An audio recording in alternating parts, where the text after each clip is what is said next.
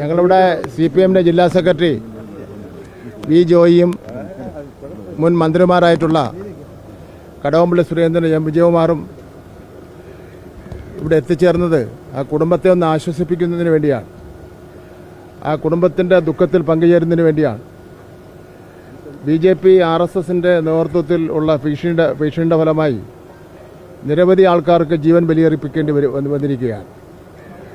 ഈ ഒരു സാഹചര്യത്തിൽ ആ കുടുംബത്തോടുള്ള ഒരു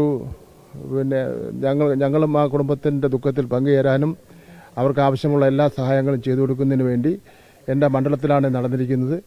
ആ നിലയിലാണ് ഞങ്ങളിവിടെ സന്ദർശിച്ചത്.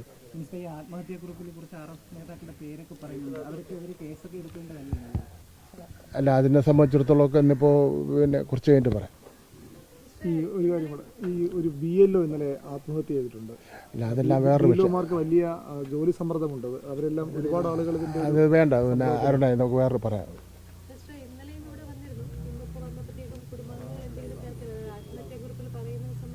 അവരെല്ലാം വളരെ സംസാരിക്കാൻ പോലും പറ്റാത്ത സ്ഥിതിയാണ്. ആ കുട്ടിയുടെ സ്ഥിതി വളരെ ഗുരുതരമാണ്. വളരെ മോശപ്പെട്ട ആരോഗ്യസ്ഥിതിയാണുള്ളത്. അവർക്ക് ആർക്കും ഒന്നും പറയാൻ പോലും പറ്റാത്ത നിലയിൽ വിങ്ങി കരയുകയാണ്.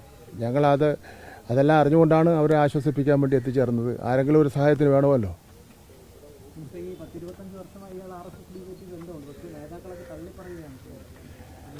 ഞാനിപ്പോൾ അതിൻ്റെ ഒരു കൂടുതൽ ഡീറ്റെയിൽസിലേക്ക് പോകുന്നില്ല. നമ്മുടെ 11 മണിക്ക് ഒരു മീറ്റിംഗ് വെച്ചിട്ടുണ്ടല്ലോ, അപ്പോൾ അവിടെ വെച്ച് പറയാം.